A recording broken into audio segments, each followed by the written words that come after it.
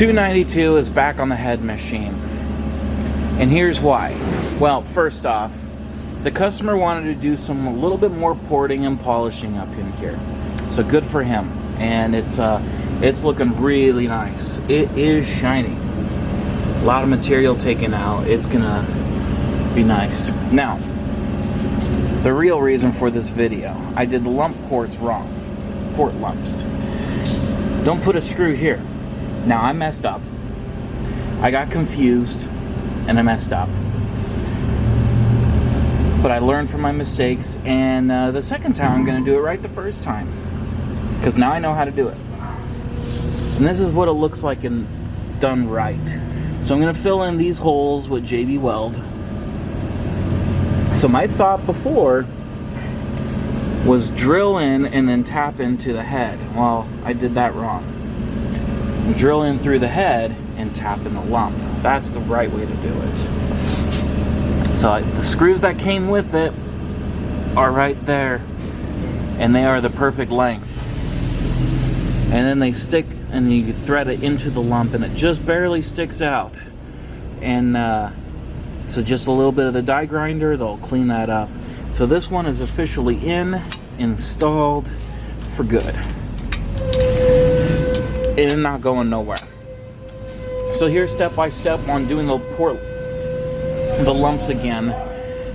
This is, I guess, part 2, or I don't know. It's been a while since I've done this project, so I forgot where I'm at.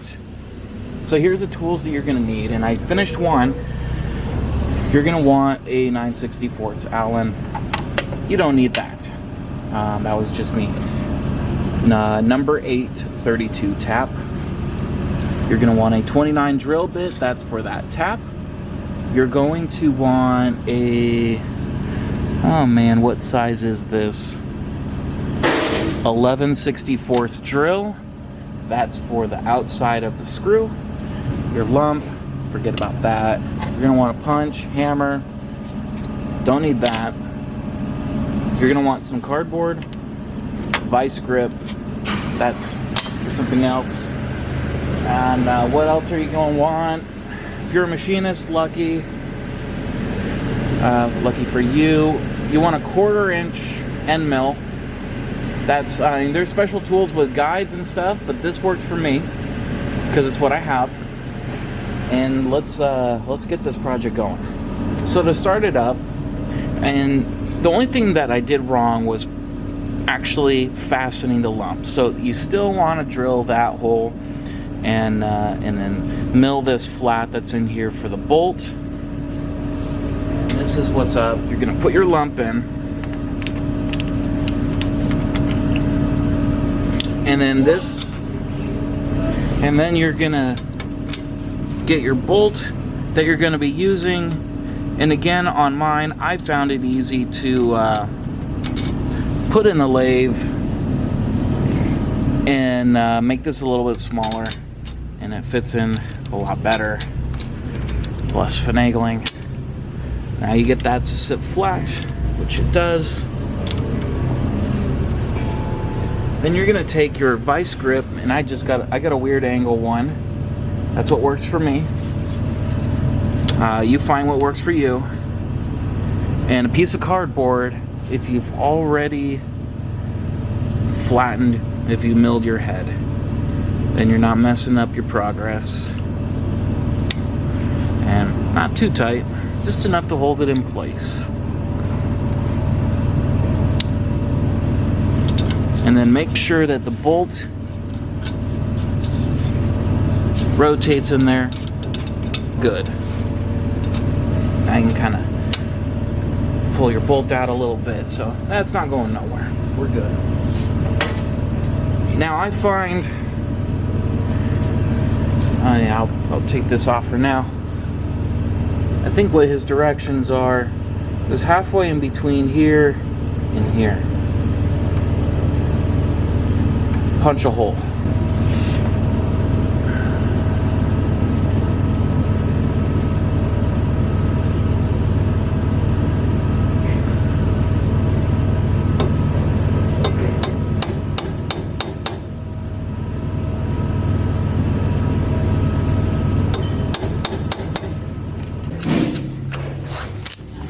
Then you're going to set up your drill bit and then make sure you hold it straight.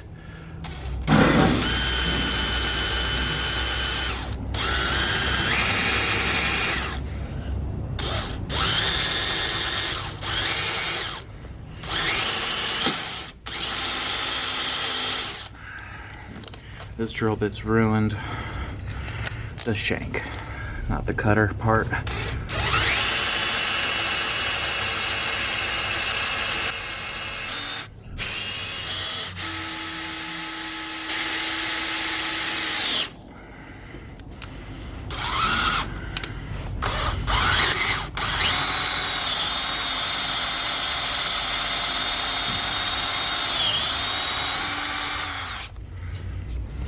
All right, and it cut through.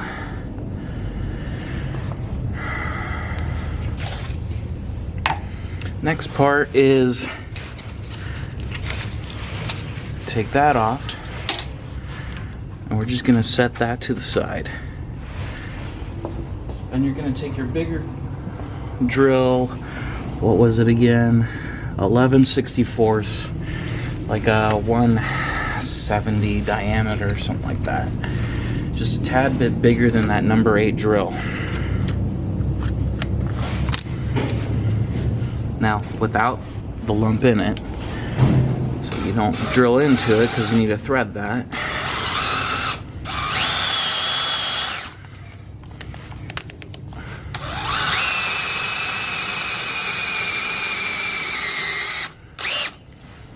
Man, shank's ruined on this bit.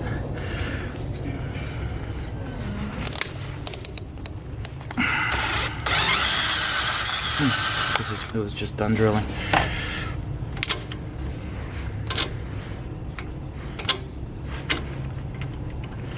Now I just kind of hold it there roughly where it was.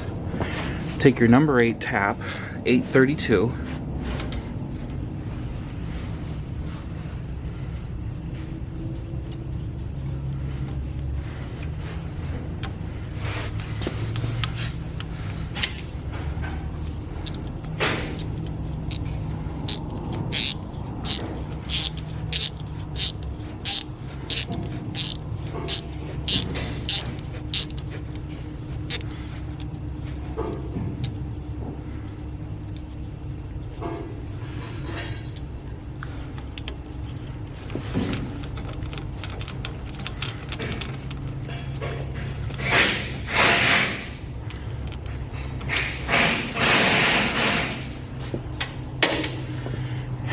And that's it for drilling it, but we're still not done.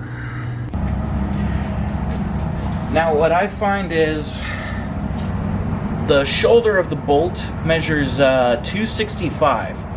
Well, who's got a 265 end mills sitting around? No one. So if you don't have a lathe, well, here's a redneck lathe. Drill and a grinder. And no, I'm not proud of my grinder setup, but it's working for me right now.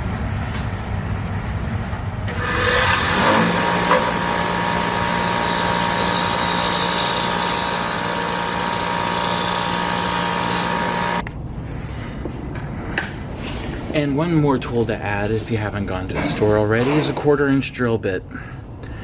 And here's why I do this. I just go a little bit in, not much.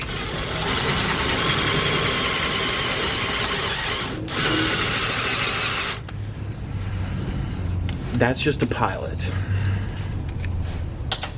Then I'm going to take my 1/4-inch end mill.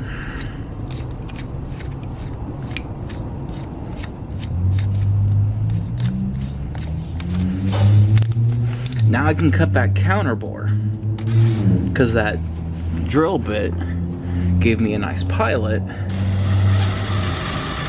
Now the end mill's not going to walk around. Now, being careful not to go too far. Not that it is super important on this application, because you've got all the room in the world. But,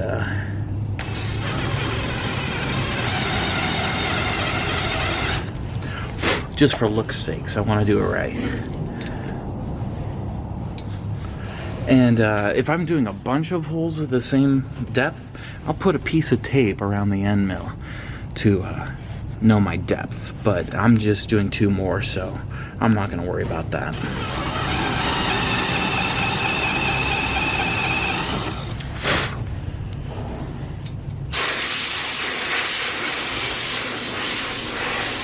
One more.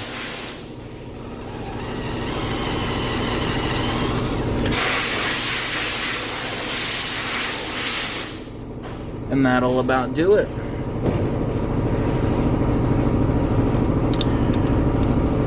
Now I'm gonna take everything out because our porting and all that is complete. And I'm just gonna blow it all off quickly.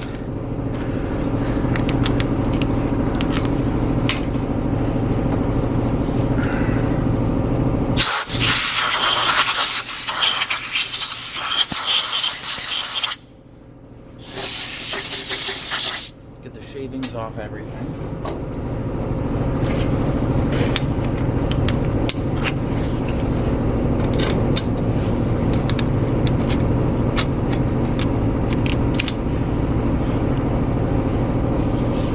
Then I'm gonna take some Loctite.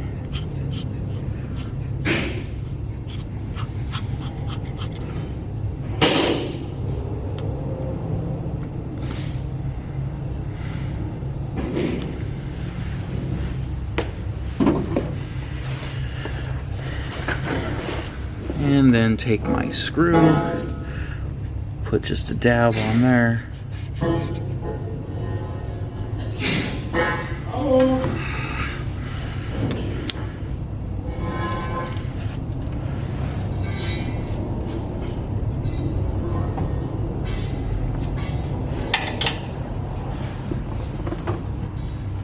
.9/64 Allen head, Allen screw, hex screw, whatever you want to call it. I'm not going to be the police. And then, to help with torquing it, make sure that the bolt spins good, I'm going to clamp it once more. It spins good. And then I'm going to take the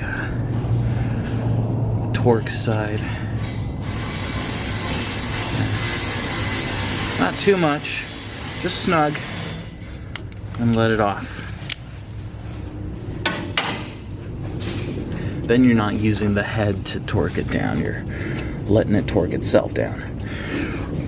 And then once I'm going to install it, I'm going to, take the die grinder, clean up the excess, put JB Weld in here, smoothing it out, and then we're good to go on final installation. So that's just that's the drilling and installing of the lump itself. So I messed up the first time, but I learned.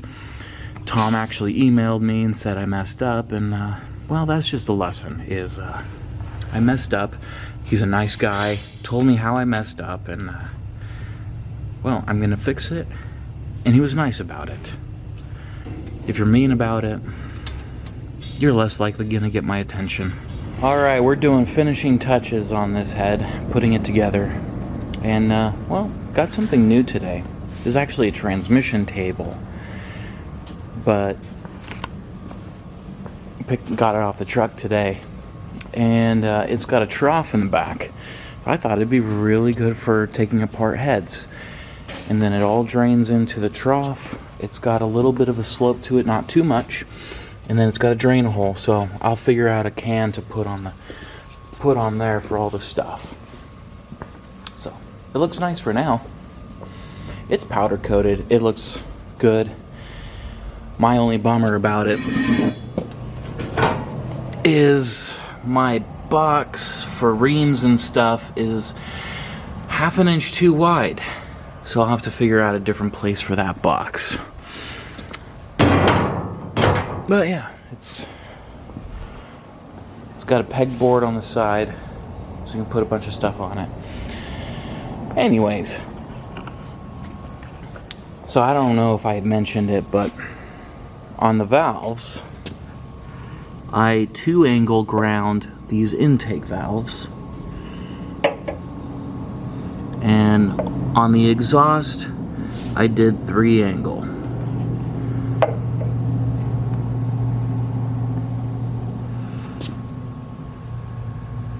So we're putting it together. And one of the mistakes I made was, for ensuring that the valve springs stay in place, I machined that piece out. And 12 Bull contacted me and he's like, hey, you messed up. Well, guess what? I did mess up. So here's my way around it. I got some spring locators, and here's the part number. It's comp cams 4872-16. So I picked those up, and yeah, they fit perfect. If I take a spring, it fits perfect. And minimal wobble, but once you've got that spring tension on there, it's a 20 thousandths clearance on that valve guide, so it's perfect. And when I assembled everything, I did one valve just to make sure that we're good, from the top of the seal to the bottom of the retainer. I had 720 thousandths of clearance, so we know we're gonna be good, because this kit is for up to 600 thousandths lift, which is going to be a little bit higher than what we're going to be doing. So there's plenty of room there. So we're good. The seals come with 12 bolts kit. This is something I purchased. And the springs came with the kit. It got 2-row spring. And kit comes with the retainer and clips or keepers. So we're putting this together. And cylinder head is done, assembled, and ready to bag until we do the rest, until we do final engine assembly.